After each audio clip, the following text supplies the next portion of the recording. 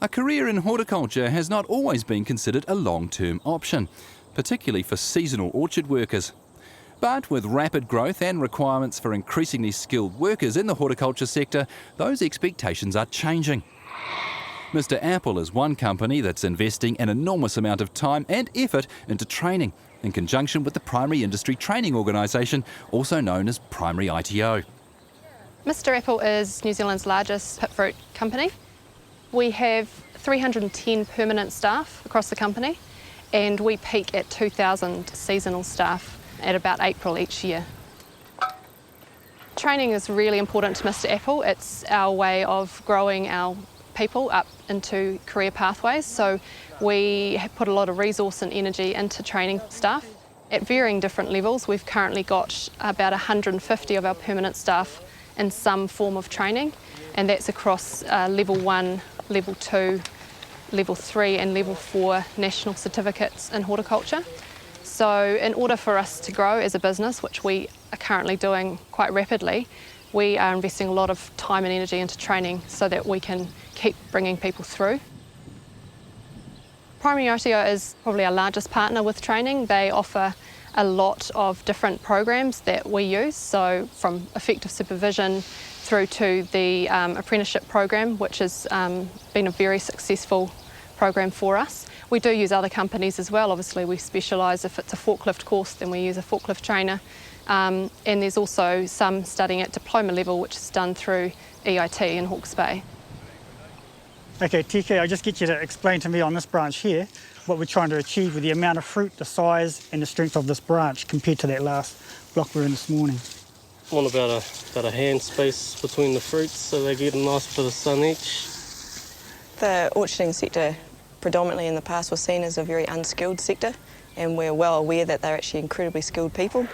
Now we can offer them qualifications to recognise those skills, and I think that's a big deal going forward, especially in the RSC space. They can get a level 1.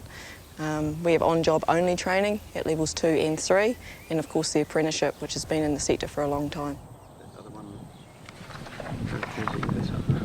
You and Hanson have been working on this as part of Hanson's training? I'll bring that up on my iPad. Hanson's been in the industry for some time, so at the moment we're taking him through his qualifications on job, his level 3, with the aim of actually taking him into the level 4 apprenticeship. So we're just recording where he's at, and then going forward he'll do 2 years on job and off job training. That pretty much sums it up. I'm very happy with the way the chemical fittings work this year. Basically we're trying to reduce our numbers down to a crop load that can be handled by hand. So we're going to sign that one off? I'm happy to sign him off on that.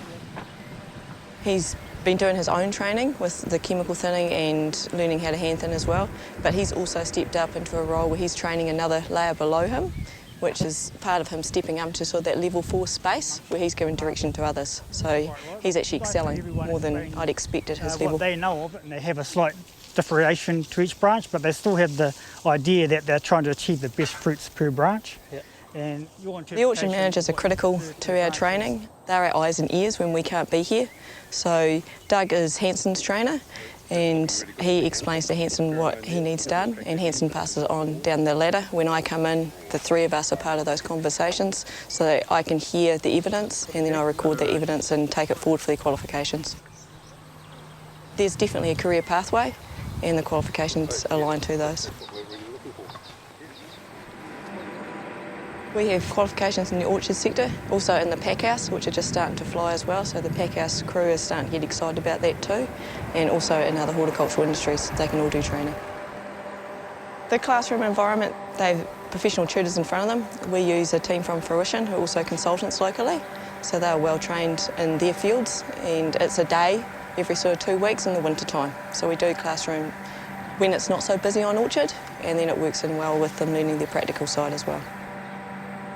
The level 1, 2, 3 and 4 are NZQA registered qualifications, so they're very relevant. The lower level ones, they have to have at least 3 horticultural skills, so they have to be here for a period of time. Generally, if they start now, they'll do thinning, they'll then go through and do harvest and grading on the tree, all very important skills in our industry. If they continue, they'll build on that into the pruning and the other practical on-job aspects. Horticulture alone has grown by 20%, our number of trainees in the last 12 months. We have something like about 10,000 trainees across all the different sectors nationwide, but locally here it's just going really insane, which is great. That's what we want. A lot of our overseas workers have completed a level 1 certificate, which they are very, very proud of and happy to take home with them, as well as from the company's perspective. It helps us tick a lot of compliance boxes, as well as have skilled staff who know what they're doing on the job, so that's really important to us as well. This year we have run several boot camps, which are pre-employment boot camps to get people ready for work. So that's across 2 weeks, and we have a trainer here on this orchard actually who took people through that program, which gives them a better chance of being able to continue in horticulture and make a real career out of it, because they come out to the orchard in this environment and get to know what they're signing up for. Mr. Apple has a study policy put in place with each permanent staff member, so Mr. Apple will pay the cost up front of the training. We then do a deduction process through their wages, and once they pass that paper or that year, we reimburse that money back to them, just to make sure that they do stay on target with their training each year. Our relationship with the primary OTO will definitely grow. We've got more and more people wanting to do training. A lot of our permanent staff have been with us a long time. They're very loyal and they want to gain qualifications.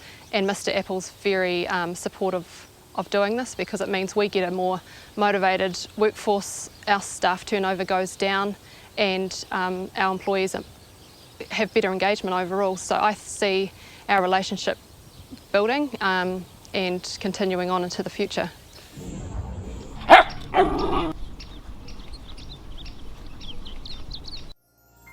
This program was made with funding from New Zealand On Air.